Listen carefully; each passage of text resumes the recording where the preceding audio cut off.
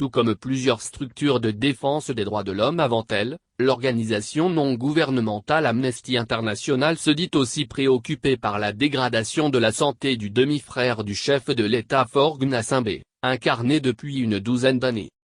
L'Organisation internationale de promotion de la défense des droits de l'homme et du respect de la Déclaration universelle des droits de l'homme s'intéresse au cas particulier de Kpacha Gnassingbé, détenu à la prison civile de Lomé depuis 2009, accusé et condamné dans l'affaire de l'atteinte contre la sûreté intérieure de l'État.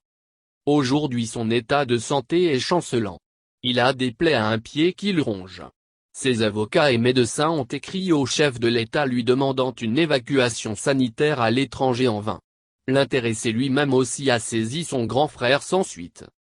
Le détenu Kpacha Gnassingbé a des plaies sur son pied avec risque d'amputation, s'il n'y a pas de prise en charge adéquate, amplifie Aimé Adi, le directeur d'Amnesty International Togo.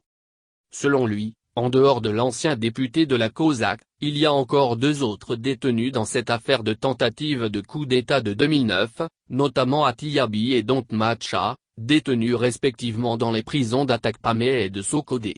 Cela reflète un peu l'image des conditions carcérales au Togo.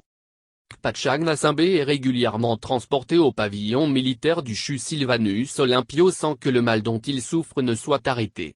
Me Raphaël Adzaré Kepadné, un de ses avocats, souligne que le mal dont souffre Kpacha depuis 5 ans, s'il n'arrive pas à guérir, cela voudra dire tout simplement que l'environnement dans lequel il est soigné n'est pas approprié, ajoutant que la prison ne doit pas être considérée comme un centre d'extermination, la prison n'est pas un centre de déshumanisation. L'ancien ministre des anciens combattants, selon Alioune Tine, le fondateur du think tank West African Africa Jom Santé, doit être libéré d'autant plus qu'il ne constituerait plus un obstacle quelconque au pouvoir en place au Togo.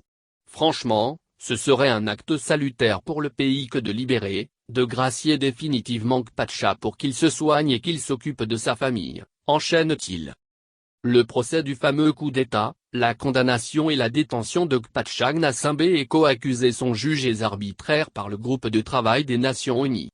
Les experts de cette institution ont exigé leur libération immédiate.